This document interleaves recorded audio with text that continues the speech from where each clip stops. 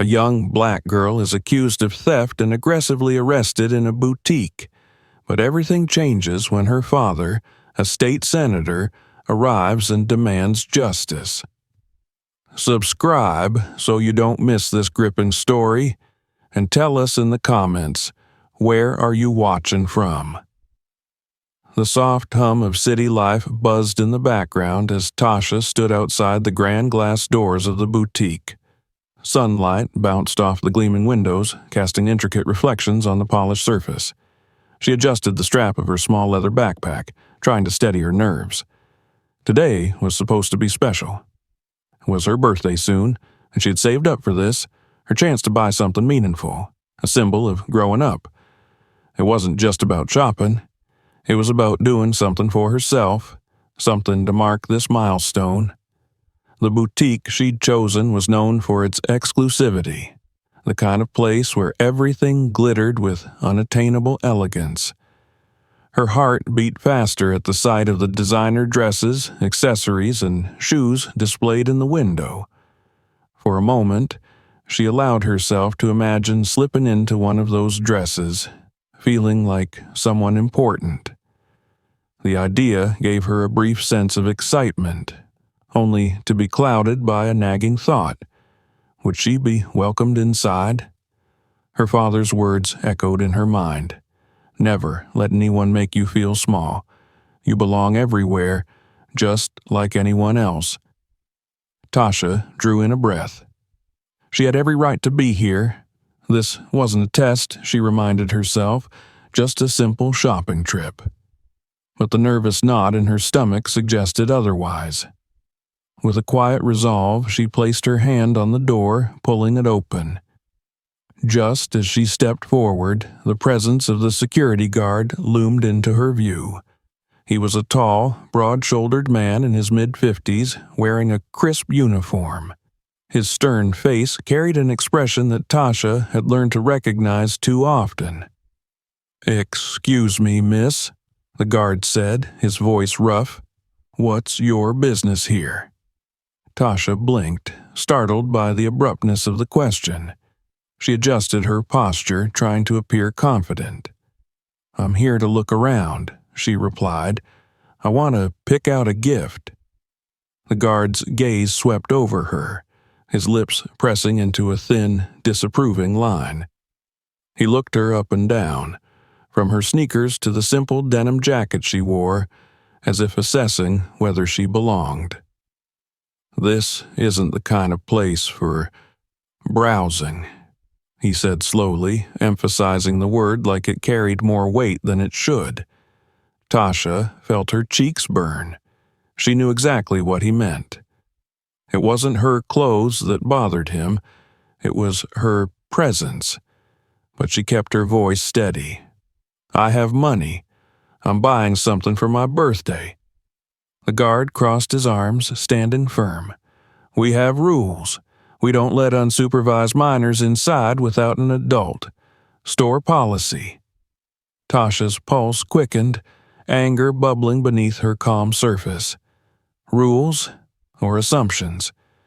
She glanced through the glass doors where she could see other customers, adults neatly dressed, casually moving through the aisles without scrutiny. She knew it wasn't just about her age.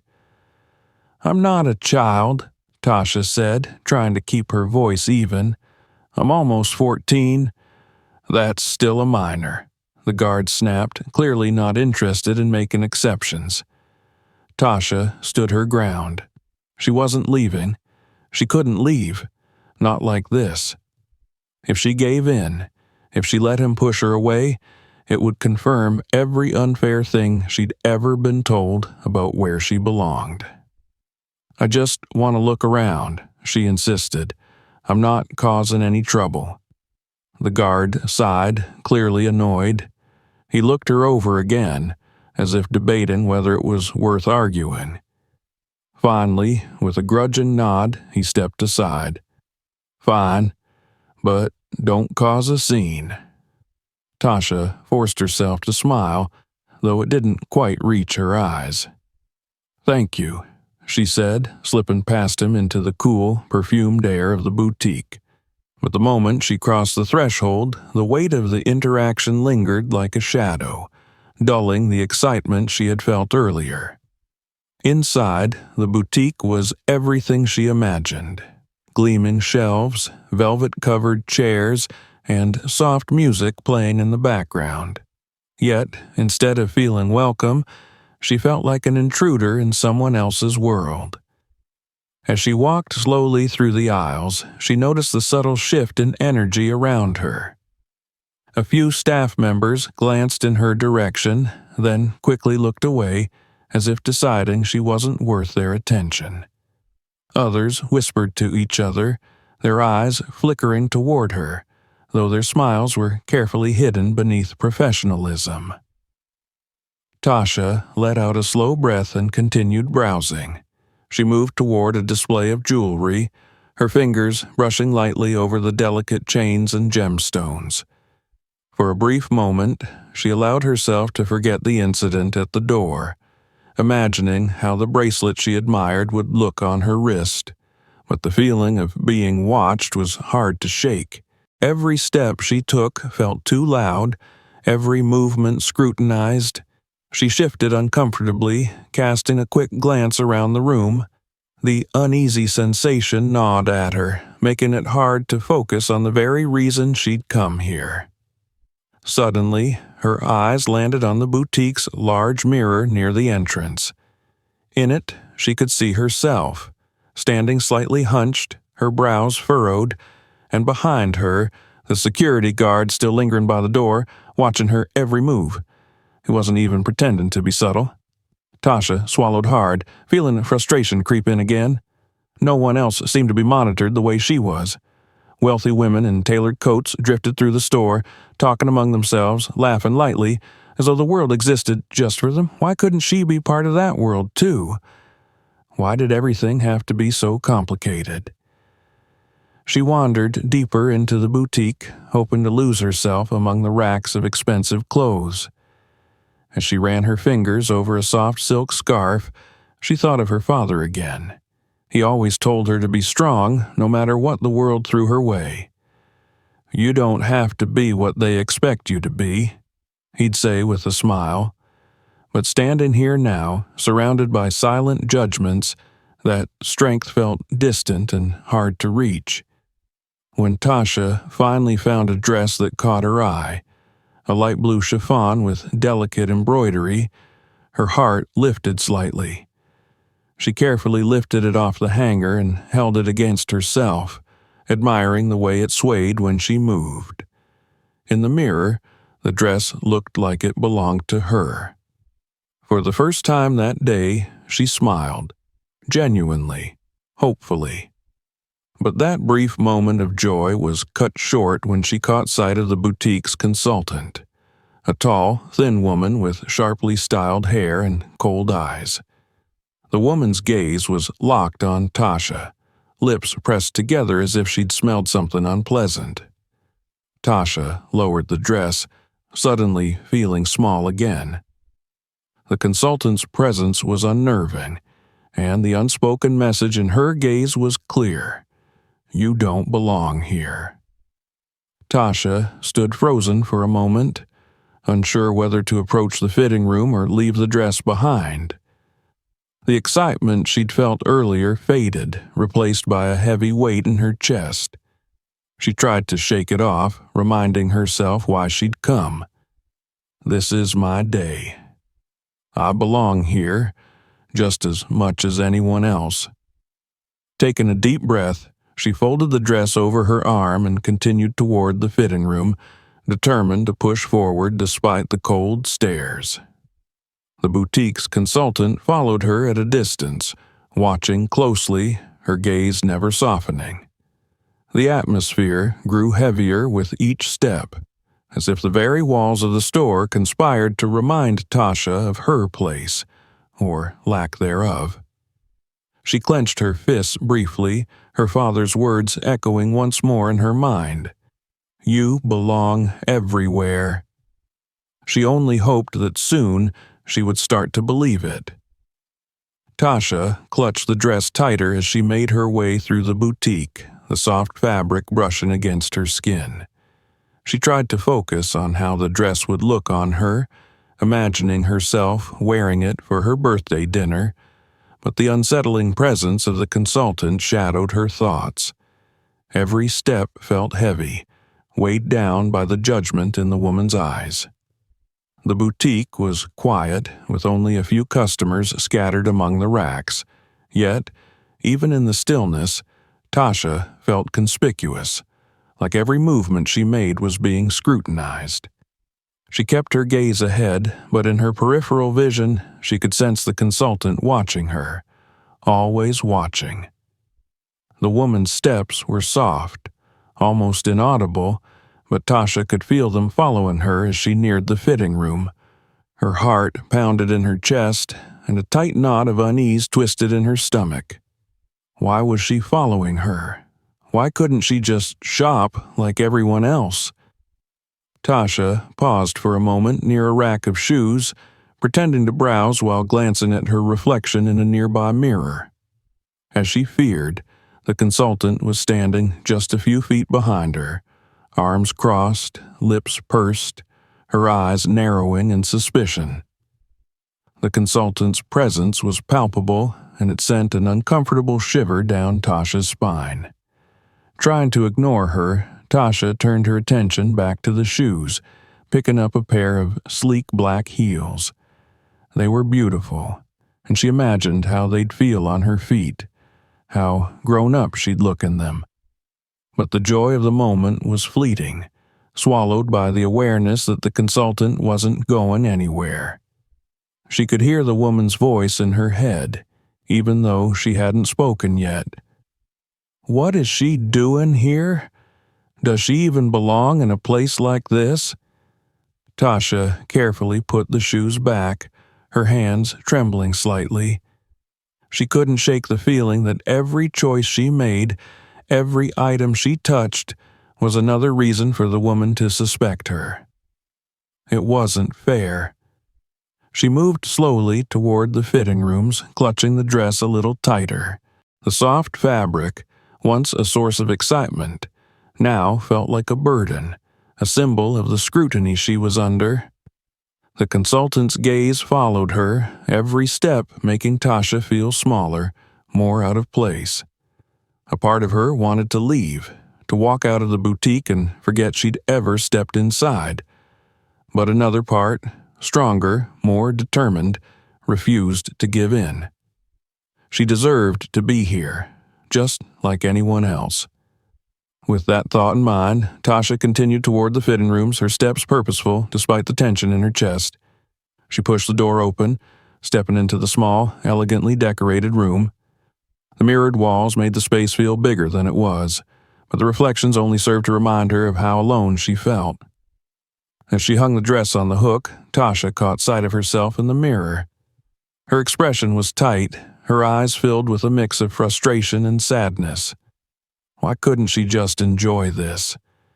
It was her birthday after all, or at least it would be soon. This was supposed to be a fun experience, a moment of celebration, but instead it felt like a test she wasn't sure she could pass. She turned away from the mirror and carefully began to unbutton her jacket, slipping it off and hanging it beside the dress. As she did, the door to the fitting room creaked open slightly, and Tasha's heart leapt into her throat. The consultant stood in the doorway, her eyes scanning the room as if she expected to catch Tasha doing something wrong. "Is everything okay in here?" the woman asked, her voice cool and condescending. Tasha clenched her jaw, forcing herself to stay calm.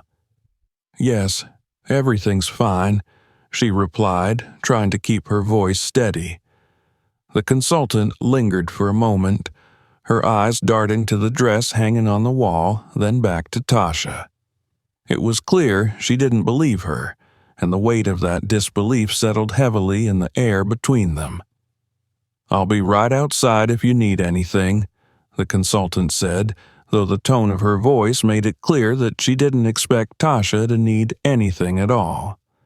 Tasha nodded, and the consultant finally left, closing the door behind her with a soft click. The moment she was gone, Tasha let out a shaky breath she hadn't realized she'd been holding. She turned back to the dress, running her fingers over the delicate embroidery. It was beautiful, exactly what she had imagined for her birthday. But the thought of trying it on now, under the consultant's watchful eyes, made her stomach churn. Tasha stood in front of the mirror for a moment, staring at the dress, trying to muster the excitement she'd felt earlier. But it was hard. All she could think about was the consultant waiting just outside the door, ready to pounce at the slightest sign of wrongdoing. No one else was being treated this way. Just her. She sighed, letting her fingers drop from the dress. Maybe this had been a mistake. Maybe she should have gone somewhere else, somewhere she wouldn't feel like a criminal just for wanting to buy a birthday gift. As she stood there, debating whether to leave or stay, Tasha's mind drifted back to other times she'd felt out of place. At school, at the park, even in her own neighborhood. There was always someone watching, judging, assuming the worst because of the color of her skin. She remembered one particular incident from a few months ago, when her class went on a field trip to a museum. The chaperone, a teacher who barely knew her, had kept a close eye on Tasha the entire time, as if expecting her to cause trouble. Meanwhile, the other students were free to explore, laugh, and enjoy themselves without the same level of scrutiny. It was always the same. Tasha shook her head, trying to push the memory away. This was different. She was here for herself, for her birthday. She had a right to be in this boutique, just like anyone else. She wasn't going to let the consultant's suspicions ruin that. Taking a deep breath, she unzipped the dress and carefully stepped into it. The fabric felt cool and smooth against her skin, and as she adjusted the straps, she couldn't help but smile at how well it fit. For a brief moment, she allowed herself to feel good again, to imagine herself at her birthday dinner, looking elegant and confident. But the feeling didn't last long. Just as she was about to turn and admire the dress in the mirror, there was a soft knock at the door.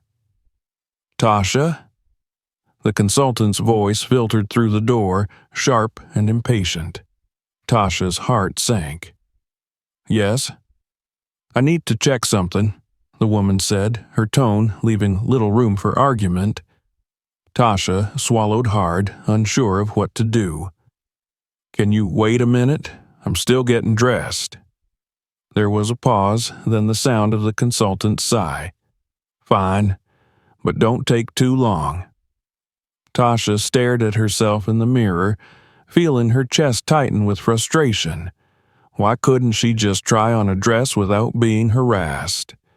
Why did the consultant need to check anything? She hadn't done anything wrong. She was just shopping, like everyone else. She quickly slipped out of the dress and hung it back on the hook, her earlier excitement now fully replaced by a sense of dread. She didn't want to face the consultant again, but she knew she couldn't avoid it. Taking one last look at the dress, Tasha sighed and reached for her jacket. She felt defeated, as if the simple act of shopping had become a battleground she wasn't prepared to fight on. She opened the fitting room door and stepped out, clutching the dress in her hands. The consultant was standing just outside, her arms crossed, her expression unreadable. "Finished?" she asked, her eyes flicking down to the dress and then back up to Tasha's face. Tasha nodded. "Yes." The consultant didn't move. "I'll need to see the inside of your bag." Tasha blinked, taken aback. "What? Why?" "Store policy," the consultant replied coolly. "We have to make sure nothing's been misplaced."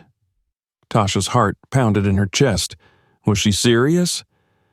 "I didn't take anything," Tasha said, her voice trembling with a mix of anger and disbelief. "I've only tried on the dress." The consultant raised an eyebrow, her gaze hardening.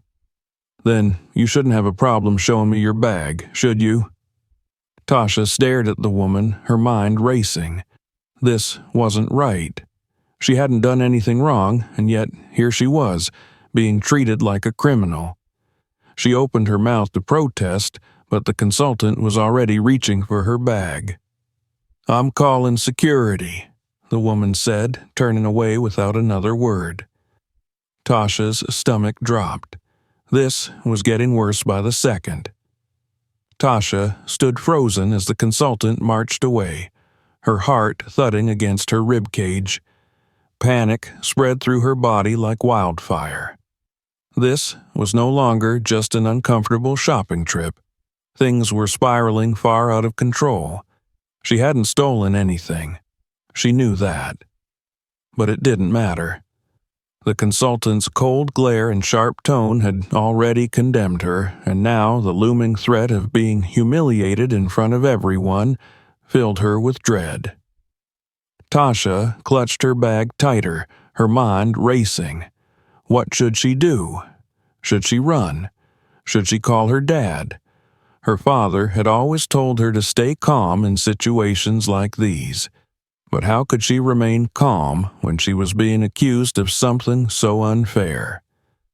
Before she could gather her thoughts, the consultant reappeared with the security guard from the entrance trailing behind her. His expression was as stern as before, his eyes filled with suspicion. The consultant gestured toward Tasha with a stiff nod. "There she is," the consultant said, her voice loud enough to attract the attention of nearby shoppers. "She put something in her bag. I saw it." Tasha's breath caught in her throat. "I didn't take anything," she said quickly, her voice shaky. "I only tried on the dress." The security guard stepped forward, towering over her. His expression showed no sign of sympathy. "Let me see the bag," he ordered, holding out his hand. Tasha clutched her backpack closer, panic surging through her. This wasn't fair. She knew that if she gave them the bag, it would only validate the consultant's assumptions. It didn't matter that she hadn't stolen anything. She could see it in their eyes. They had already decided she was guilty. "No," Tasha said, her voice firmer than she expected. "I didn't take anything, and I don't have to show you my bag." The consultant let out an exasperated sigh, as if Tasha's refusal was just more evidence of her guilt. "Look, this will go a lot easier if you cooperate," she said, her tone dripping with condescension. "Just show us the bag, and if there's nothing in it, you can leave." Tasha shook her head, tears stinging the corners of her eyes. "I shouldn't have to do this. I didn't do anything wrong." The consultant crossed her arms, exchanging a glance with the security guard. "If you've got nothing to hide, there's no reason to refuse," she said sharply. Tasha's heart pounded in her chest. She could feel the stares of other customers burning into her. A few of them whispered to each other, casting glances in her direction. Others pulled out their phones, ready to record what was quickly becoming a scene. She took a step back, clutching her bag even tighter. "I didn't take anything," she repeated, her voice breaking slightly. "You can't treat me like this." The consultant raised an eyebrow, a smug smile creeping across her lips. "Oh, but we can," she said, "and we will." With that, she pulled out her phone and tapped the screen. "I'm calling the police," she announced, her tone leaving no room for negotiation. Tasha's stomach dropped. "No!" she cried, panic swelling in her chest. "You don't have to do that! I didn't steal anything!" But it was too late. The consultant was already speaking into the phone, giving the store's address and describing the situation in clipped, authoritative tones. The security guard stood silently by, blocking Tasha's path to the exit. Tasha could feel tears threatening to spill from her eyes. This wasn't supposed to happen. She had only wanted to buy a birthday present, just a simple, happy moment for herself. Now she was being treated like a criminal, surrounded by strangers who watched her as if she were some kind of spectacle. She looked desperately at the other customers, hoping for someone, anyone, to step in, to say something, to help her. But no one did. They just stood there, whispering, recording, watching. The knot of fear in her stomach tightened as she realized she was completely alone in this. No one was going to help her. No one cared. "Please," Tasha whispered, her voice barely audible. "I didn't do anything." The security guard scoffed. "You're only making it worse for yourself, kid," he muttered. "Should have just shown the bag." Tasha swallowed hard, her hands trembling as she gripped the straps of her backpack. Every instinct screamed at her to run, to get away from these people, from this place. But where would she go? And running would only make her look guilty. It would give them exactly what they wanted. Before she could think of what to do next, the consultant lowered her phone. "They're on their way," she said with a satisfied smile. Tasha's heart sank. She could feel the walls closing in around her, suffocating her with the weight of the situation. The police were coming. And if they believed the consultant's story, if they didn't listen to her, she didn't even want to think about what could happen next. For a brief moment, Tasha thought about calling her father. She could already imagine his voice on the other end of the line, calm and reassuring, telling her everything would be okay. But something held her back, a mixture of fear and stubbornness. She didn't want to be saved. She wanted to handle this on her own. But as the seconds ticked by and the weight of the security guard's stare grew heavier, Tasha felt her resolve begin to crumble. Maybe she couldn't do this on her own after all. Her hands trembled as she reached for her phone. But before she could unlock the screen, the security guard took a step closer, blocking her view. "No phones," he growled. "You wait here until the cops get here." Tasha's heart raced, her breathing shallow. She could feel the panic bubbling up inside her, threatening to spill over. This wasn't right. None of this was right. The consultant crossed her arms, a satisfied smirk on her face as she watched Tasha squirm. "You brought this on yourself, sweetheart," she said, her voice dripping with false sympathy. "Next time, think twice before you try something like this." Tasha stared at the woman in disbelief, her chest tightening with frustration and fear. There wouldn't be a next time. She would never step foot in a place like this again. The door of the boutique swung open with a chime and the cool air from outside drifted in. But it wasn't a customer. It was two police officers, their faces stern as they scanned the room. One of them, a burly man with a thick mustache, locked eyes with Tasha and immediately headed toward her. The consultant stepped forward, her expression eager. "Officers, thank you for coming. This girl was caught trying to steal—" "I didn't steal anything," Tasha blurted, her voice desperate. The officer held up a hand, silencing her. "We'll sort it out," he said gruffly. Tasha's heart pounded in her chest as the officer turned toward her, his gaze cold and unyielding. This was really happening. The weight of the moment crashed down on Tasha as the two officers approached her, their uniforms sharp and foreboding under the bright store lights. The lead officer, a tall man with broad shoulders and a thick mustache, loomed over her, his expression hard and unreadable. His partner, a younger officer with closely cropped hair, hung back slightly, but his eyes were just as cold, just as indifferent. They moved with purpose, and Tasha felt the distance between them and her shrinking all too quickly. "Are you the one?" the lead officer asked, his voice deep and commanding. He didn't look at her directly at first. his gaze shifting briefly to the consultant who stood beside them, nodding eagerly.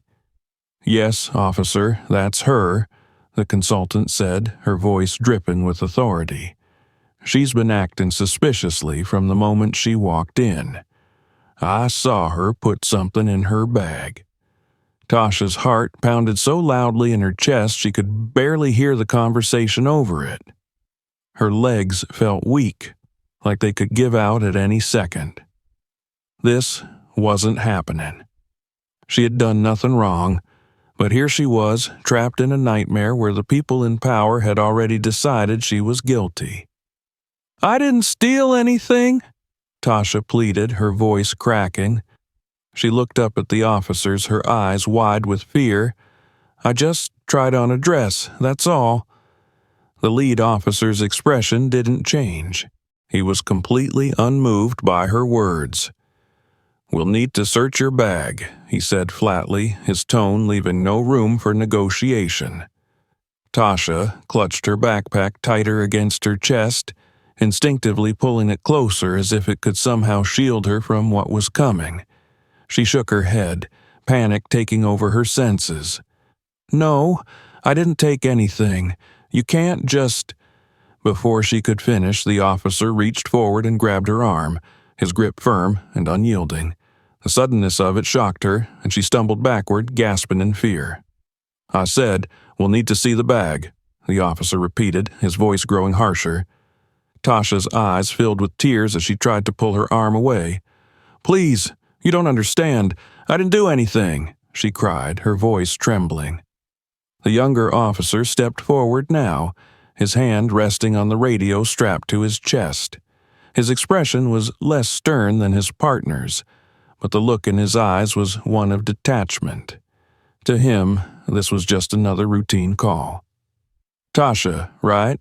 the younger officer asked, his voice slightly softer than his partner's, but no less authoritative. Tasha nodded, too scared to speak. "Listen," he said, his tone feigning patience. "You need to cooperate with us. We just need to check your bag, and if everything's clear, you'll be on your way." Tasha shook her head again, her voice catching in her throat. "But I didn't take anything," she whispered. "I didn't." The older officer lost his patience. He yanked the backpack from her hands with a swift motion, ignoring her protests. Tasha let out a small cry, but it did nothing to slow him down. He unzipped the bag and dumped its contents onto the cold, tiled floor of the boutique. The noise seemed to echo in the otherwise quiet store, the clatter of her belongings spilling out for everyone to see.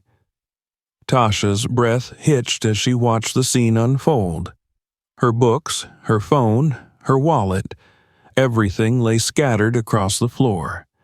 But there was no stolen merchandise, no evidence of any wrongdoing. The dress she had tried on still hung neatly in the fitting room, untouched. "There's nothing here," the younger officer said after a brief glance at the pile. His tone wasn't apologetic, it was simply factual. Tasha felt a brief surge of relief, thinking for just a moment that this nightmare might finally end. But the lead officer wasn't ready to let it go. He glared down at her, suspicion still etched into every line of his face. "Doesn't mean she didn't hide it somewhere else," he muttered. He stepped forward again, his hand moving toward his belt where the cuffs hung menacingly. Tasha's heart stopped.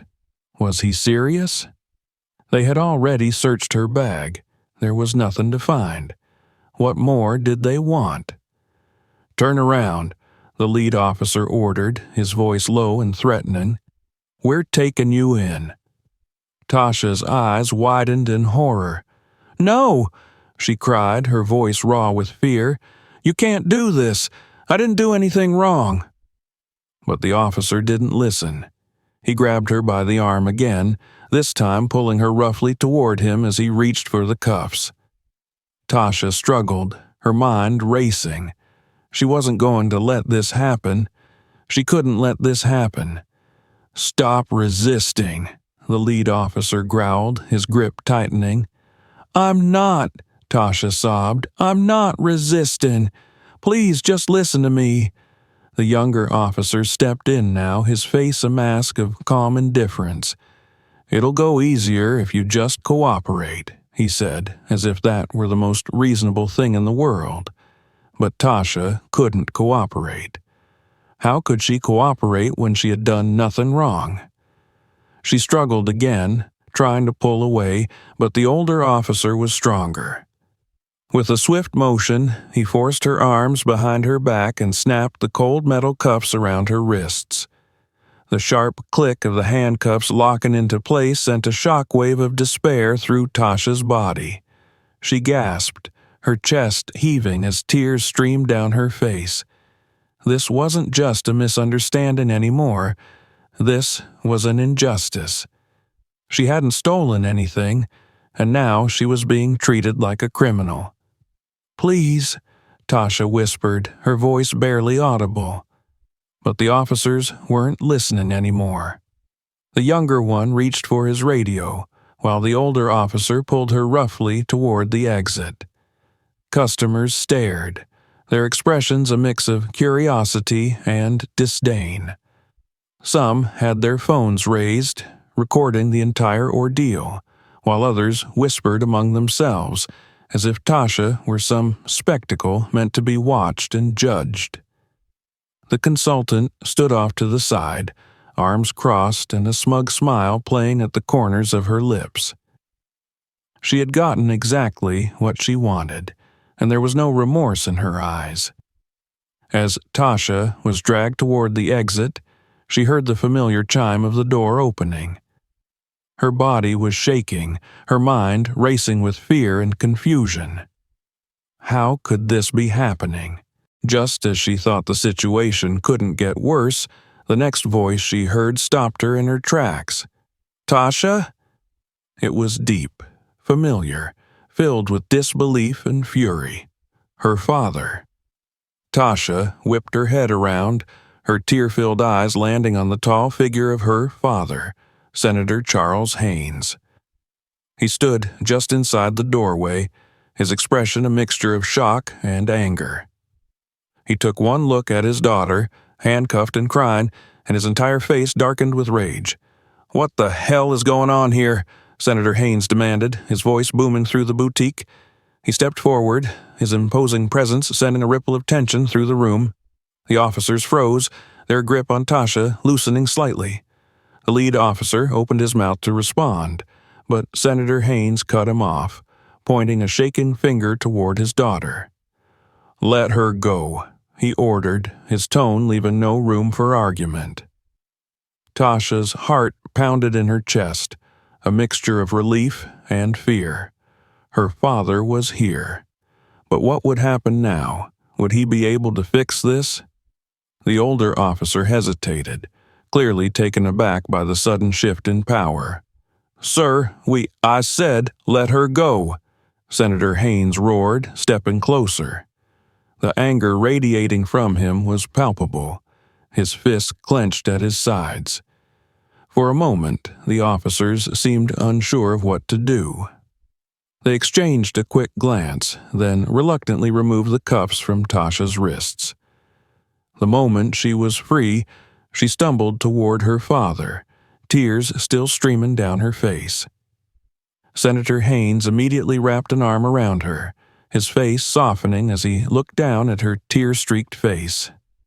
"Are you okay?" he asked, his voice low but filled with concern. Tasha nodded weakly, her throat too tight with emotion to speak.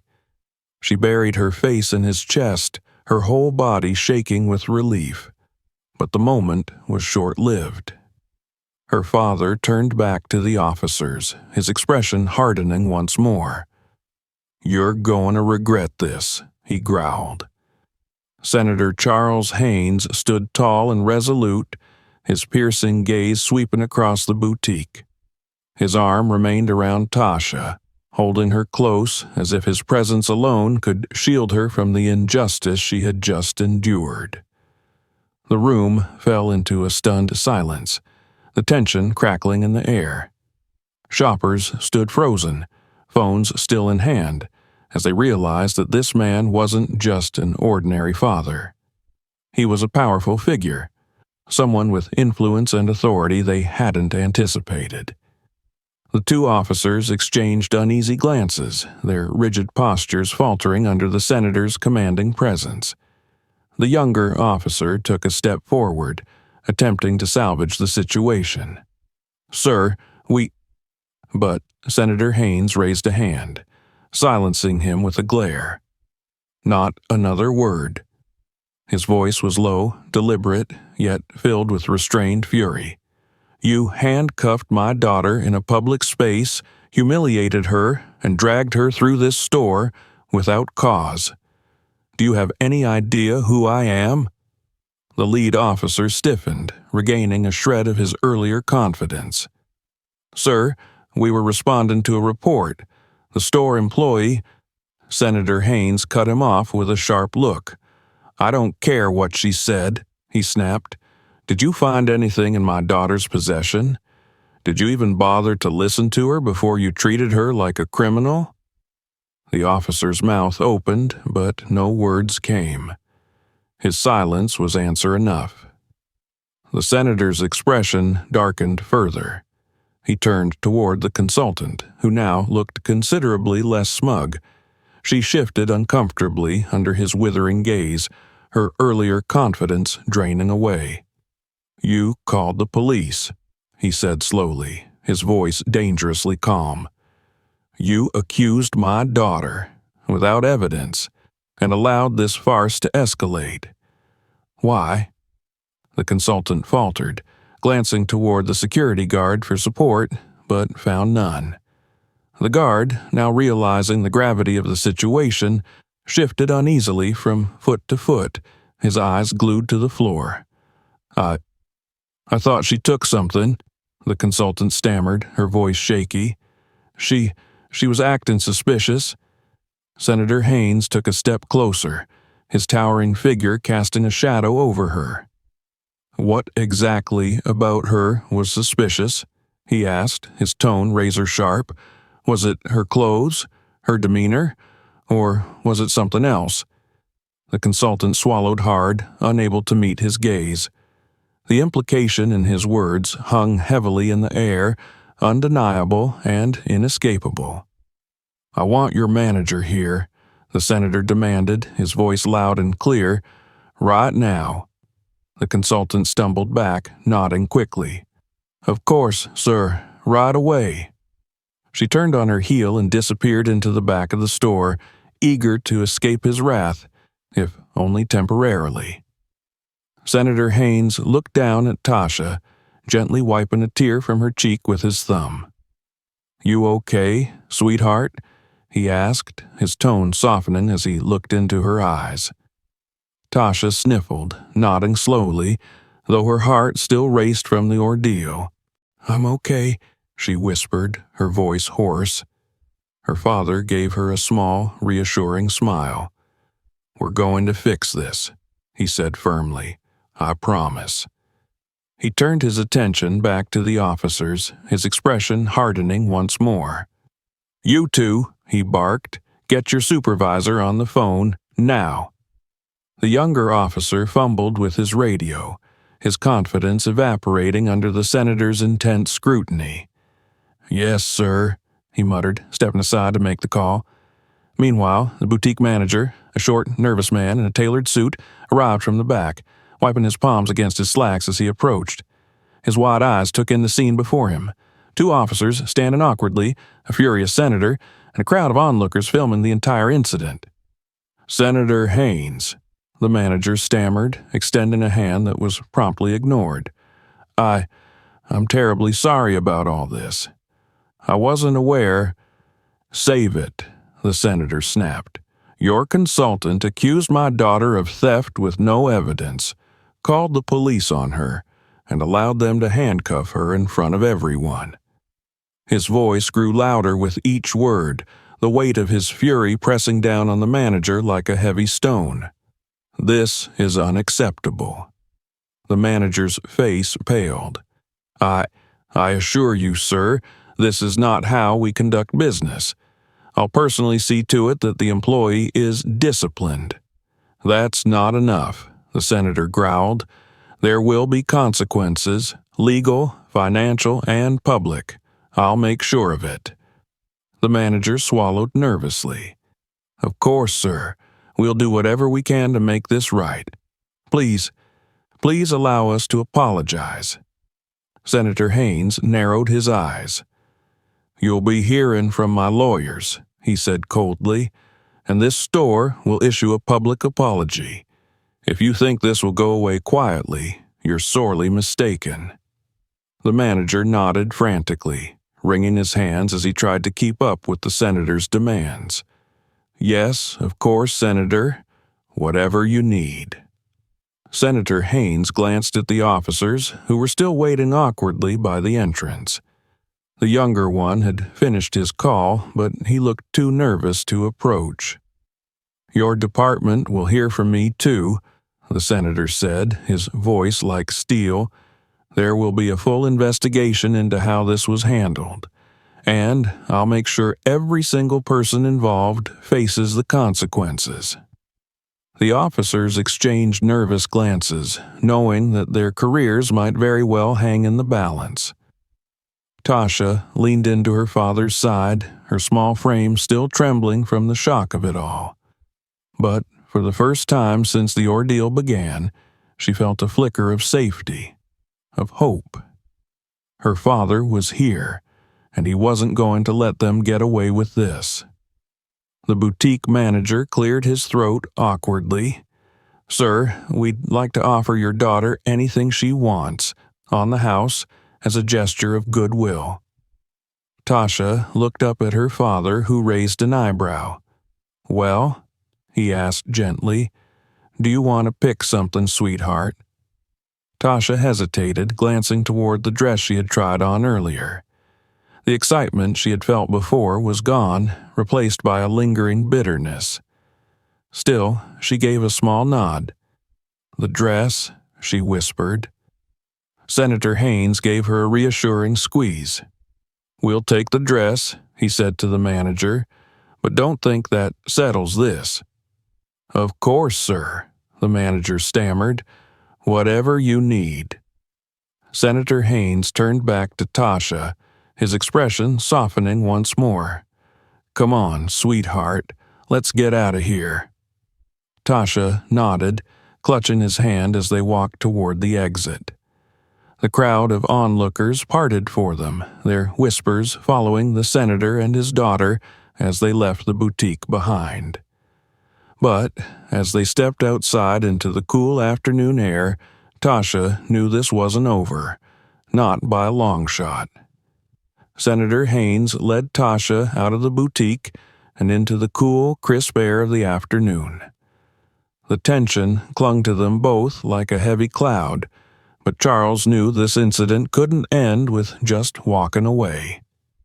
As much as he wanted to take Tasha home and let her forget the ordeal, he also knew that if he didn't act decisively, this kind of injustice would only continue, not just against his daughter, but against others who might not have someone powerful in their corner. They stopped near his car, a sleek black sedan parked along the curb.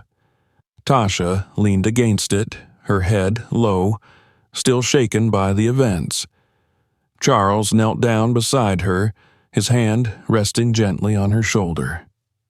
"Sweetheart," he said softly, his voice warm despite the fury simmering beneath his calm exterior. "I know that was hard. I'm so sorry you had to go through that." Tasha sniffled, wiping her face with the sleeve of her jacket. "It wasn't fair, Dad," she whispered. "They didn't even listen to me." "I know." Charles's jaw clenched, the familiar taste of anger rising in the back of his throat. "And that's why I won't let this slide. What they did was wrong, every last bit of it, and they'll be held accountable." He pulled out his phone, his fingers moving with practiced efficiency. First, he called his legal team, explaining the situation in brief but precise detail. His voice was sharp, each word laden with the weight of his authority. "I want a formal complaint filed against the officers and the boutique," he instructed. "We're going public with this, and I want statements prepared by tomorrow." Tasha watched her father with a mixture of awe and gratitude. He wasn't just her dad. He was someone who made things happen. It gave her a flicker of hope, knowing that justice would be pursued, even if it didn't undo what had happened. After ending the call, Charles glanced at her. "We're not done yet," he said, his voice firm but kind. "I need you to stay strong, okay? We're going to make sure this never happens to you or anyone else again." Tasha nodded slowly, drawing strength from his unwavering determination. Charles made another call, this time to the local police chief. He didn't bother with pleasantries. "Chief, this is Senator Haynes," he said, his voice carrying the weight of someone used to being obeyed. "We need to talk about what just happened at the Madison Boutique. 2 of your officers were involved, and I expect answers." The police chief's voice, though respectful, carried a note of hesitation. "Senator, I'm not interested in excuses." Charles cut him off. "I want the officers involved placed on administrative leave pending a full investigation. And I want a public apology. Today." "Yes, sir," the chief replied quickly. "I'll handle it." Charles ended the call without another word, his face a mask of grim determination. He knew that apologies alone wouldn't be enough, but it was a start. He would make sure real change followed. Inside the boutique, things were far from settled. The manager, consultant, and security guard stood huddled together, pale and visibly shaken after the encounter with the senator. The consultant, in particular, looked as though the floor might give out beneath her feet. Her smug confidence from earlier had evaporated, leaving only fear in its place. The manager glanced nervously toward the door, wondering how much damage control could possibly save them now. "We need to prepare a statement," he muttered to the consultant. "This is going to be bad, very bad."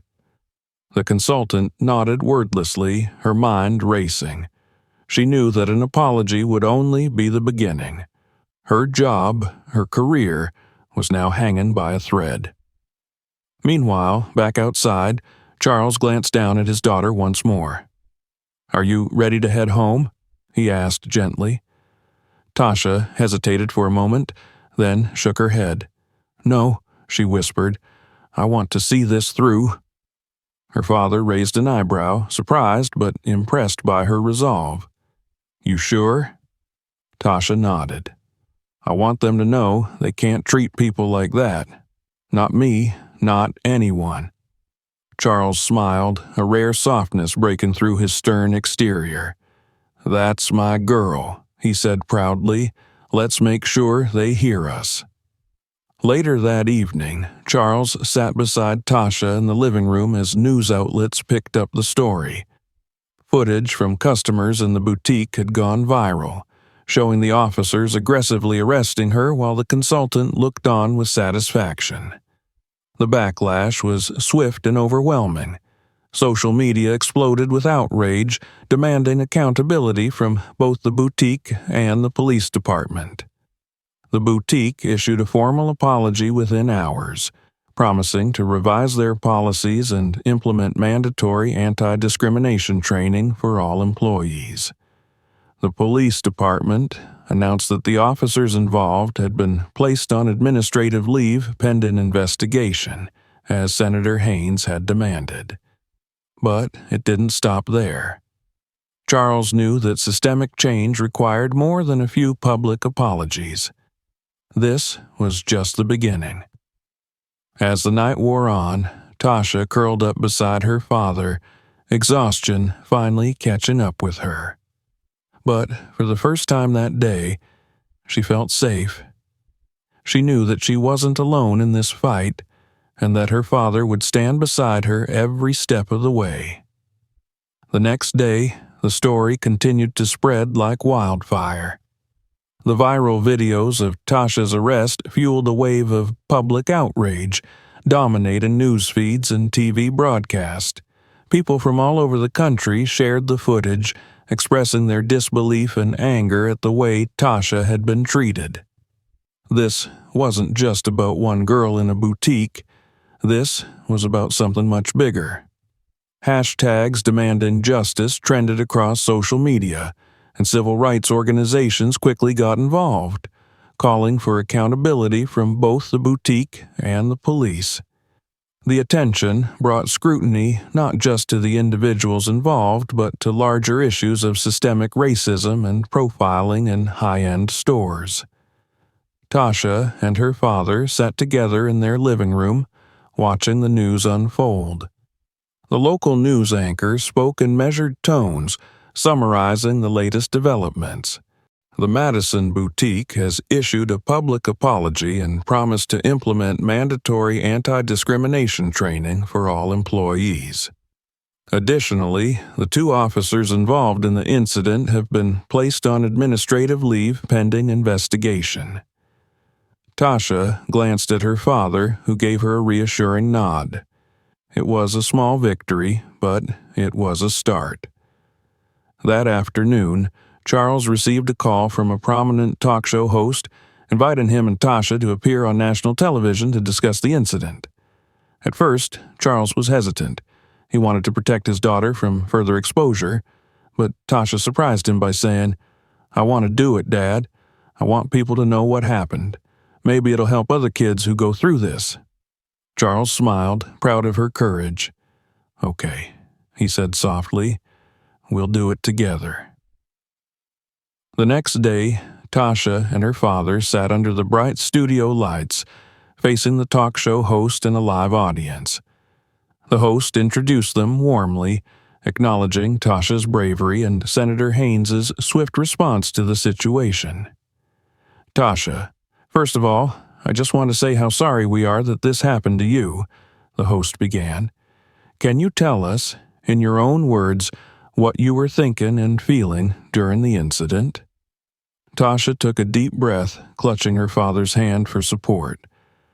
"I just wanted to buy a dress for my birthday," she said quietly.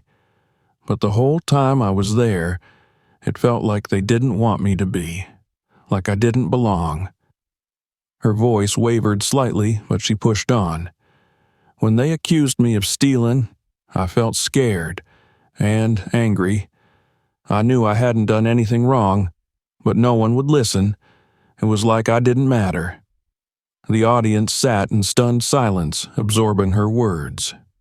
The host turned to Charles. "Senator Haynes, you acted quickly to defend your daughter and hold the boutique and police accountable. What message do you hope this sends?" Charles's gaze was steady, his voice firm. "I want to make it clear that no one, no matter their background, should ever be treated this way. And we're not stopping with apologies. We need real, systemic change to make sure this doesn't happen to anyone else." The host nodded. "And what's next for you and Tasha?" Charles smiled, glancing at his daughter with pride. "We're working on starting a foundation," he announced, "one that focuses on helping young people who've been affected by discrimination and injustice. We want to make sure they know they're not alone and that their voices matter." The audience erupted into applause, the energy in the room shifting from sorrow to hope. Tasha's story was becoming a catalyst for change. Over the next few weeks, the boutique continued to face public backlash. Under pressure, they made sweeping reforms, partnering with civil rights organizations to revamp their hiring and training practices. The consultant involved in Tasha's incident was dismissed, and the security guard received formal disciplinary action. Meanwhile, the police investigation concluded with the officers involved being suspended without pay for their misconduct. A new policy was implemented within the department, requiring officers to undergo de-escalation and anti-bias training. It was a small but meaningful step toward accountability. Tasha stood by her father's side as they launched the foundation they had dreamed of, holding an inaugural event that brought together activists, community leaders, and young people who had experienced similar injustices. It wasn't just about Tasha anymore. It was about making a lasting difference. As the event wrapped up, Tasha looked out at the crowd of smiling faces, feeling a sense of peace she hadn't known since the day at the boutique. This was the change she had hoped for. Her father placed a hand on her shoulder, smiling down at her. "You did good, kid," he said softly. Tasha smiled back, feeling the weight of the past few weeks lift from her shoulders. She knew that the road ahead would still have challenges, but she also knew that she was stronger now, stronger than she had ever been before. And with her father by her side, she was ready to face whatever came next. Thanks for watching. If you enjoyed this story, don't forget to hit that subscribe button so you never miss what's coming next. We've got more powerful stories on the way, and you won't want to miss them. Also, check out some of our other videos. Just click right here and tell us in the comments, where are you watching from? We'd love to hear from you.